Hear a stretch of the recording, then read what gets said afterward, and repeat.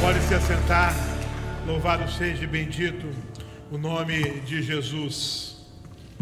Nós estamos neste mês, no mês de janeiro, e prosseguimos nesse mês de fevereiro, uma série de mensagens subordinadas ao tema Deus é real. Pode dizer comigo isso? Deus é real. E a tese dessa série é a gente falar sobre os atributos de Deus, as qualidades de Deus. E nesse sentido, nós já falamos sobre a bondade de Deus. Deus é bom, essencialmente bom. Já falamos domingo passado sobre a soberania de Deus. Deus é soberano, não há outro acima dele. Ele está sobre todas as coisas. E hoje nós somos convidados a uma reflexão sobre a santidade de Deus. O Deus que é bom e é soberano é também Deus santo. Ele tem santidade na constituição do seu ser, na sua essência. Eu não posso pensar em Deus se eu não pensar em santidade. Porém, santidade na perspectiva da natureza de Deus é diferente da santidade na perspectiva da natureza humana. E hoje eu quero que você pense comigo sobre a santidade de Deus. Ele é santo, o santo de Israel. Muito interessante, meus irmãos, quando nós vamos estudar a Bíblia e nós nos deparamos com esta palavra santo, se referindo à pessoa do nosso Deus. Ele é santo, é a palavra kadosh no hebraico. É uma palavra muito interessante, porque ela tem a ver com perfeição moral. Deus é o único ser no universo moralmente perfeito, não há sombra de mácula ou de erro ou de engano na pessoa de Deus.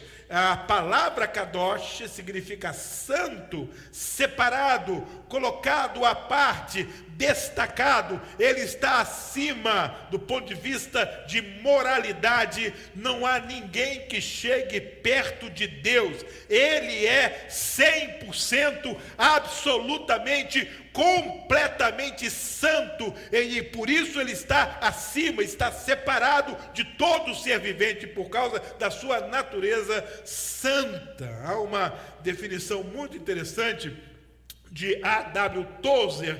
Ele diz: Deus é santo e fez da santidade a condição moral necessária para manter saudável o seu universo. O que é santo é salutar. O mal é uma doença moral que terminará finalmente com a morte. A santidade de Deus impõe que ele estabeleça como parâmetro para relacionar-se com o homem, com o mundo, com o universo, o parâmetro da santidade. Ele é absolutamente santo, separado, está longe no sentido, não no sentido geográfico, mas no sentido moral. Nós somos pequenos, pecadores, falhos, erramos todos os dias. Quem nunca errou na vida? Levante a mão. E errar agora, não é? Se levantasse a mão. Quem nunca pecou? A Bíblia diz que todos pecaram e separados estão da glória de Deus. Porém, Deus não peca, Deus não erra, Deus não se equivoca, Deus não se engana,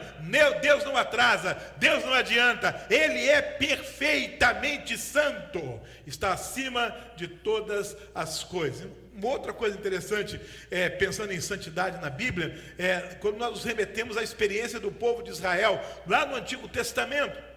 Meus irmãos, a Bíblia diz que o tabernáculo, aquela tenda que o povo carregava na sua peregrinação, ela era dividida em 3 partes principais. O átrio, que era o lugar onde todas as pessoas podiam entrar. O lugar santo, que era o lugar onde somente os sacerdotes podiam entrar. E um lugar chamado como? Santo dos santos. E neste lugar havia uma cortina que separava o lugar santo do lugar santo dos santos, ou o santíssimo lugar, porque ali uma única vez por ano, o sumo sacerdote entrava com os seus pés descalços e com a sua cabeça coberta, uma única vez ao ano, somente o sumo sacerdote, naquele lugar santo dos santos. A ideia é que há uma progressão para a aproximação da presença de Deus. Eu sou um pecador, e como pecador eu sou indigno de estar na presença dele, e para eu migrar do átrio, eu não consigo migrar do átrio até o lugar santo, enquanto eu não me consagrar e for separado por Deus, e chamado por Deus, separado, santificado por Deus para o lugar santo. Porém, para entrar no santíssimo lugar, somente aquele único homem destacado como sumo sacerdote, e ele o fazia apenas uma vez por ano. A ideia de santidade, marcando a teologia do Antigo Testamento, a visão de Deus Santo no Antigo Testamento. Uma outra coisa muito interessante é aquilo que nós conhecemos na teologia como triágio, ou seja, é quando a palavra santo aparece 3 vezes seguidas, referindo-se à pessoa de Deus.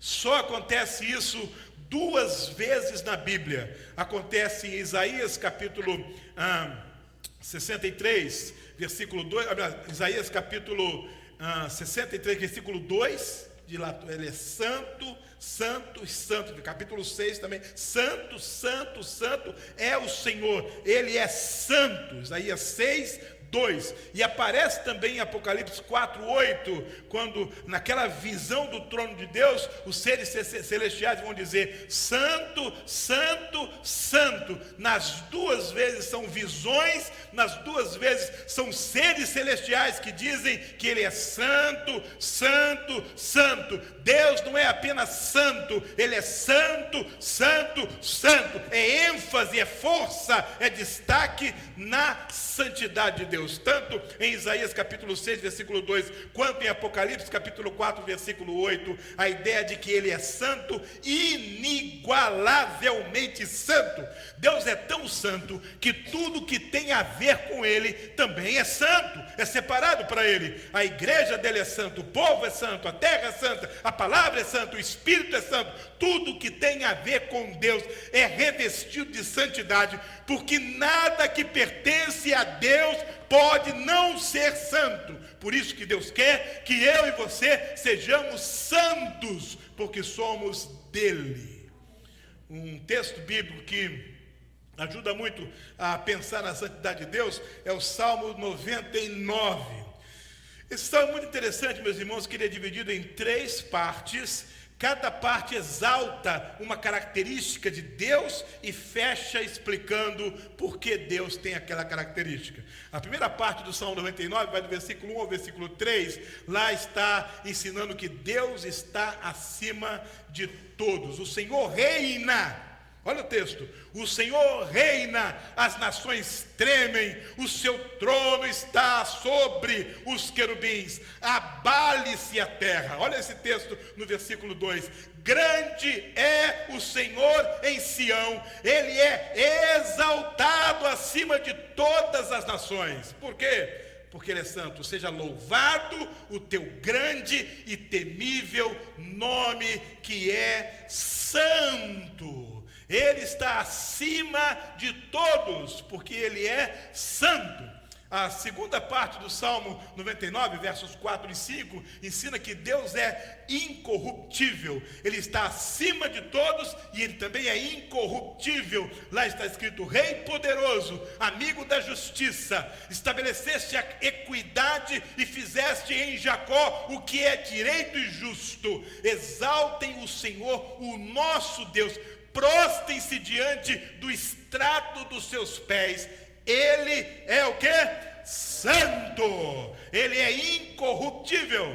Ninguém corrompe Deus. Deus não se corrompe e Deus não corrompe ninguém. Vou repetir isso aqui para você: ninguém corrompe Deus. Deus não se corrompe e Deus não corrompe ninguém, porque ele é santo, ele é incorruptível. Ninguém vai enganá-lo, ninguém vai comprá-lo, ninguém vai negociar com ele. Por isso que a religiosidade fracassou, porque a religiosidade nada mais é do que um exercício humano para barganhar com Deus, para permutar com Deus, para comprar o que Deus quer dar. Nada que Deus dá a você, você precisa dar algo de volta para Ele. Ele te dá pela graça dEle. Ele não é comprado, Ele é incorruptível. Ninguém consegue corromper na relação com Deus.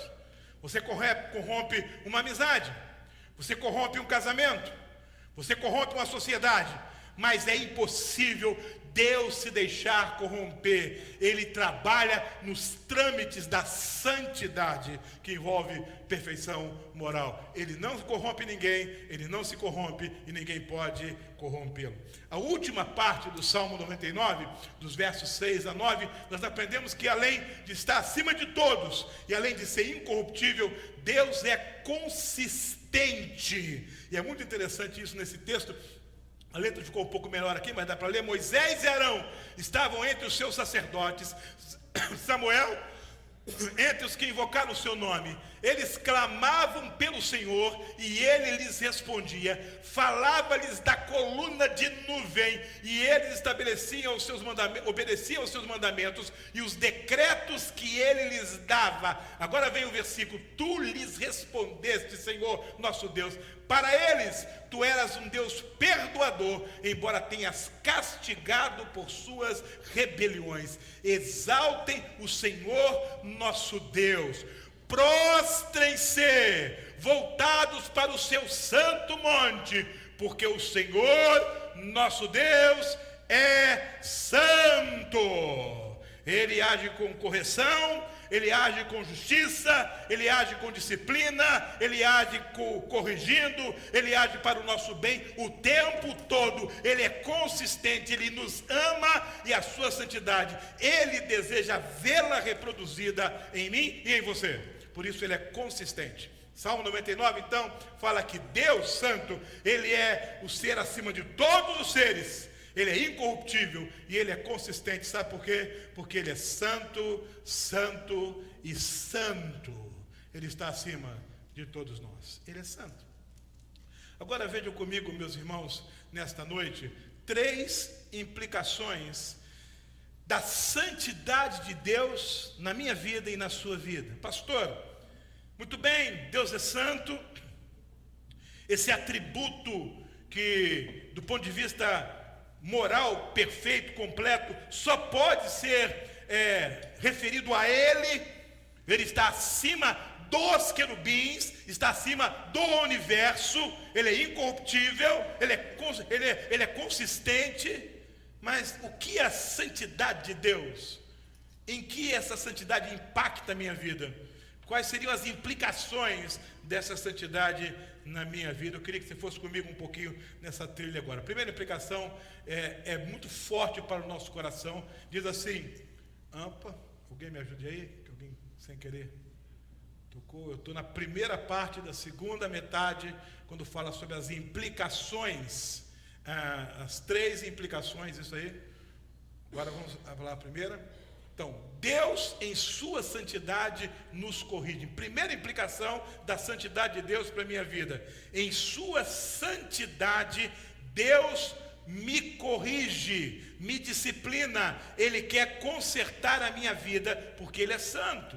E como Ele é santo, Ele quer santidade em mim. E quando Ele olha para mim e vê pecado, Ele vai me corrigir, para que corrigido eu possa me relacionar com Ele. E o texto do profeta Abacuque é muito interessante, meus irmãos. Esse profeta é muito interessante estudar o livro dele, um livro muito pequeno, são apenas 3 capítulos. É um livro que fala de um Deus maravilhoso que ama o seu povo. O nome desse profeta significa Deus abraça. E no livro do profeta Abacuque, Deus dá alguns abraços no povo dele. E um dos abraços é precisamente o abraço da correção, o abraço da disciplina. Às vezes Deus abraça para acolher, às vezes Deus abraça para confortar, e às vezes Deus abraça para corrigir, para disciplinar. E nesse texto nós vemos: Senhor, Tu não és desde a eternidade, meu Deus, meu santo, Tu não morrerás. Senhor, Tu designaste essa nação para executar juízo, ó rocha, determinaste a ela que aplicasse castigo. Teus olhos são tão puros que não suportam ver o mal, não podes tolerar a maldade. Então Deus, porque é santo, Ele tem interesse em corrigir a minha vida. Ele tem interesse em consertar a minha vida. Ele tem interesse em moldar a minha vida. Ele tem interesse em resolver aquilo na minha vida, aquilo que pode me distanciar dele, ou seja, o meu pecado. Notem o conceito de santidade como separação. Separado para Deus, seremos santos. Separados de Deus, damos ouvidos ao pecado, porque a Bíblia diz que as nossas iniquidades fazem separação entre nós e Deus. Então o poder do mal é muito forte para nos separar de Deus, mas o poder de Deus é maior para nos aproximar dele, e Deus quer nos aproximar, se aproximar de nós, e quando ele o faz, ele toca em nossa vida para nos corrigir. A santidade de Deus não faz com que ele feche os olhos para o nosso pecado, não faz com que ele ignore o nosso pecado. A santidade de Deus o motiva a corrigir a nossa vida. Qual é a nossa resposta? Deus santo, Deus maravilhoso, Deus acima de todos os seres, Deus incorruptível, Deus consistente, venha e corrija a minha vida. Mas o que acontece com o ser humano é que ele quer encobrir os seus pecados, ele quer esconder os seus pecados, e ele quer justificar os seus pecados. Mas o que pode libertar o ser humano é ele se deixar corrigir por Deus. Esse Deus santo que está acima de tudo quer corrigir a sua vida. Ele quer corrigir a sua vida, quer corrigir todos os seus relacionamentos, quer corrigir o seu casamento, quer corrigir a sua vida profissional, quer corrigir seu relacionamento com seus pais, com seus irmãos, quer corrigir cada pequeno aspecto da sua vida, porque Ele é santo e deseja que nós também o sejamos. Ele, para se relacionar conosco, se propõe a nos corrigir, e a Bíblia nos ensina que Ele faz isso através da obra do Espírito Santo de Deus, que habita em nós e nos convence do pecado, da justiça e do juízo. Quando o Espírito Santo convence você do seu erro, do seu pecado, Deus, em sua santidade, através do Espírito dele, que é santo, está corrigindo você. Essa é a primeira implicação. Depois de pensar que em sua santidade Deus nos corrige, pensemos que em sua santidade Deus também nos perdoa. Não apenas nos molda, não apenas olha para o nosso pecado e verifica ali uma necessidade de correção, mas o processo de correção que Deus usa para aperfeiçoar a minha vida e a sua vida, ele se inicia com Deus perdoador. Ou seja, quando eu contemplo Deus, quando eu penso em Deus, quando eu analiso a minha vida diante de Deus, quando eu começo a refletir sobre a pessoa de Deus, o primeiro impacto é eu confrontar a minha pecaminosidade com a santidade de Deus. Isso aconteceu com o profeta Isaías. O texto está no capítulo 6, nos 3 primeiros versículos que foram lidos no início do culto. Isaías diz: olha, no ano que morreu o rei Uzias, eu vi o Senhor assentado no alto, sublime trono. Ele teve a visão de Deus, e ele disse assim: olha, quando eu tive aquela visão, eu disse: ai de mim, porque eu vou perecer, pois eu sou um homem de lábios impuros e habito no meio de um povo de impuros lábios, e os meus olhos viram o rei, o Senhor dos exércitos. Ai de mim. Sabe qual é a expressão que tem lugar quando você pensa em Deus? Não há outra expressão senão ai de mim, ai de mim. Diante da santidade de Deus, diante da perfeição de Deus, eu estou ali pecador, pobre pecador, miserável pecador. Isaías disse: ai de mim. Mas nos versículos 6 e 7, depois que Isaías teve essa visão, acontece algo inusitado. O texto diz: então um dos serafins voou até mim, Isaías está narrando, trazendo uma brasa viva, ou seja, acesa, que havia tirado do altar com uma tenaz. O querubim, um ser celestial, pegou uma tenaz, um instrumento de metal, e foi lá no altar, tirou uma brasa acesa. Diz o texto, uma brasa viva que havia tirado do altar. Com ela tocou a minha boca e disse: veja, isto tocou os seus lábios, por isso a sua culpa será removida e o seu pecado será perdoado. Isaías disse: eu sou um homem de lábios impuros e habito no meio de um povo de impuros lábios. O serafim vem, pega uma brasa viva, encosta nos lábios de Isaías e diz assim: está acontecendo duas coisas aqui. A primeira coisa é que a sua culpa está sendo removida. Sabe o que está acontecendo em nossos dias, meus irmãos? Doenças psicossomáticas estão crescendo na vida das pessoas, muitas delas motivadas pelo sentimento de culpa. Remédio não remove culpa. Droga não remove culpa. Por melhores que sejam as terapias, elas não removem culpa. O único poder removedor de culpa é o toque de Deus na nossa vida. É Deus tocando, porque ao mesmo tempo Ele remove a culpa e perdoa o pecado. E pecado perdoado, meus irmãos, a regra é muito simples: pecado perdoado, culpa removida, não volta mais. Por que não volta? Porque foi perdoado o pecado que dava razão, que justificava aquela culpa. Se eu trabalho só na culpa, nas técnicas de alívio de consciência, eu resolvo, é um analgésico emocional, eu resolvo, por um momento, eu alivio o sentimento de culpa, mas porque o pecado continua lá, ainda não foi confessado, ainda não foi perdoado, a culpa volta e volta mais forte, e vai perseguir, culpa após culpa. Mas quando o pecado é perdoado, a culpa é removida. Pode repetir comigo isso? Pecado perdoado, culpa removida. Pode falar isso comigo? Pecado perdoado, culpa removida. Aleluia por isso. O nosso Deus é esse. Pode aplaudir o Senhor. Ele merece isso. Ele é digno. Porque Deus não oferece um analgésico emocional. Deus não oferece um paliativo.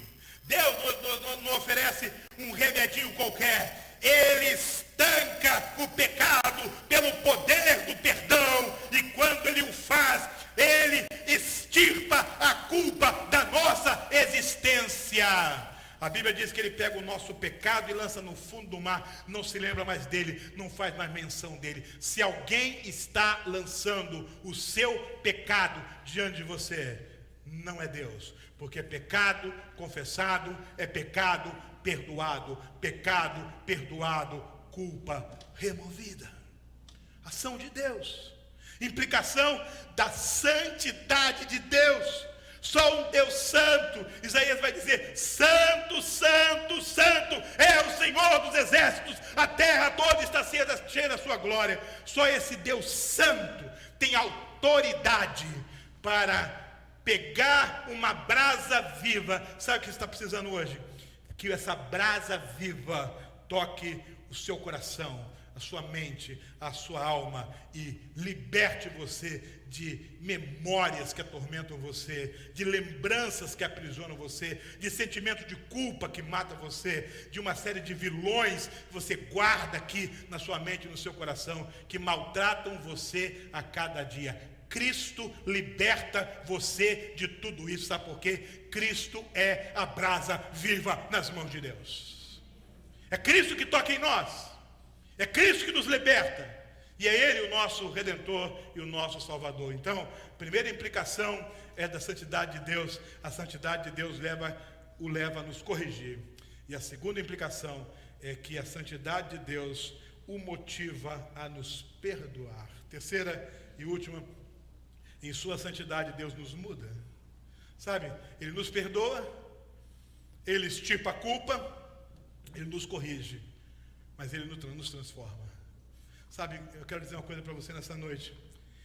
Quando alguém começa um relacionamento com Cristo, cada dia ele cresce um pouco mais. Cada dia ele amadurece um pouco mais. Porque Deus não está interessado apenas em nos perdoar e em nos corrigir. Deus quer nos mudar. O apóstolo Paulo diz assim: se alguém está em Cristo, nova criatura é. As coisas velhas já passaram, e eis que tudo se fez novo. Escrevendo na sua primeira carta, o apóstolo Pedro usa uma expressão muito interessante para a qual eu chamo a sua atenção nesta noite. Ele diz: mas assim, olha que texto, meus irmãos, que faz a gente se emocionar e a gente se imaginar diante do trono desse Deus católico, desse Deus santo. O apóstolo Pedro vai dizer assim: mas assim como é santo aquele que os chamou, sejam santos vocês também. Em que, gente? Você pode ler esse texto comigo. Mas assim como é santo aquele que os chamou, sejam santos vocês também em tudo o que fizerem, pois está escrito: sejam santos, porque eu sou santo. Sabe o que eu gosto desse texto?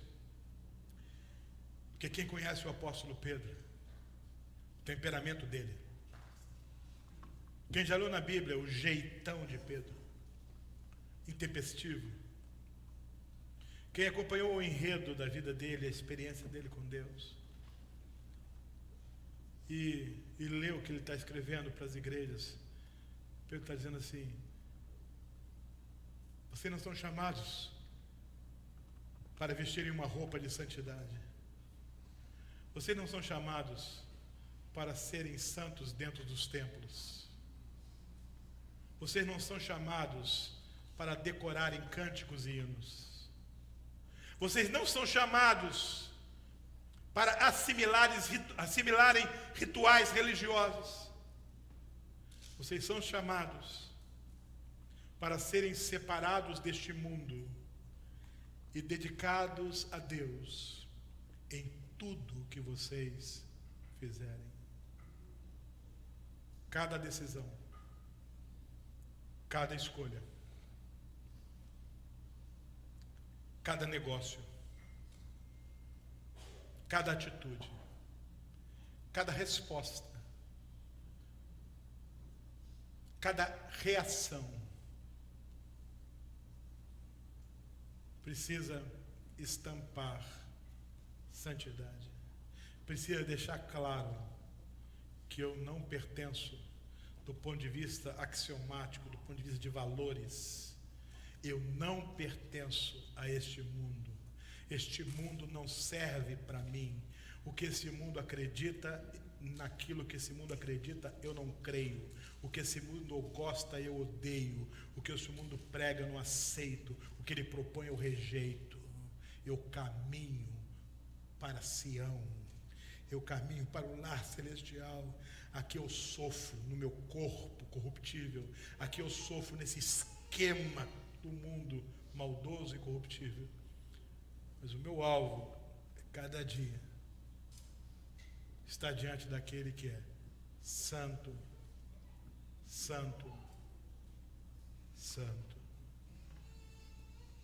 Às vezes a carne fala mais alto, às vezes o meu temperamento grita, meu impulso humano, e nessa hora eu preciso me lembrar daquele que está sentado sobre o trono. Eu preciso me lembrar daquele que está sobre todos, daquele que é incorruptível, daquele que é consistente, daquele que não é apenas santo, daquele que é santo, santo, santo. Meus irmãos, o povo precisou respeitar aquelas divisões do tabernáculo que se reproduziram no templo, até um dia, quando nosso Senhor e Salvador Jesus Cristo, o Santo Jesus Cristo, separado para a glória de Deus, separado para cumprir a missão de salvar o mundo, morreu naquela cruz no Calvário. E dizem as Escrituras que no momento quando Jesus estava lá naquela cruz, a cortina que separava o lugar santo do lugar santíssimo rasgou-se de alto a baixo. E agora, eu e você podemos receber o abraço, não do povo que está no átrio, não dos sacerdotes que estão no lugar santo, mas podemos receber um abraço que corrige, o abraço que perdoa, o abraço que muda, daquele que é santo, santo e santo, e que quer, na relação conosco, nos fazer santos também. Eu não sei se você já leu a história deste homem chamado Reginald Heber. Ele foi um pastor inglês. Ele viveu pouco tempo, meus irmãos. Teve uma morte súbita. A viúva começou a analisar as coisas que ele deixou, documentos, papéis, e encontrou um papel com uma poesia escrita pelo seu marido.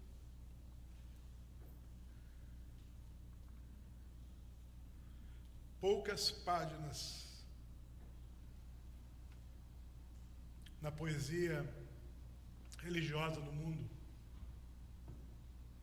podem se comparar ao que essa viúva encontrou nos papéis de seu esposo. Ele escreveu uma poesia que dizia assim: Santo, Santo, Santo, Deus onipotente, cedo de manhã cantaremos teu louvor. Santo, Santo, Santo, Deus, Jeová triuno, és um só Deus, excelso Criador. Santo, Santo, Santo, nós, os pecadores, não podemos ver tua glória sem temor. Tu somente és santo, não há nenhum outro, puro, perfeito, excelso, benfeitor. Santo, Santo, Santo. Todos os remidos, juntos com os anjos, proclamam teu louvor. Antes de formar-se o firmamento e a terra, eras e sempre há de ser, Senhor. Santo, Santo, Santo, Deus onipotente, tuas obras louvam teu nome com fervor. Santo, Santo, Santo, justo e compassivo, és um só Deus, supremo Criador.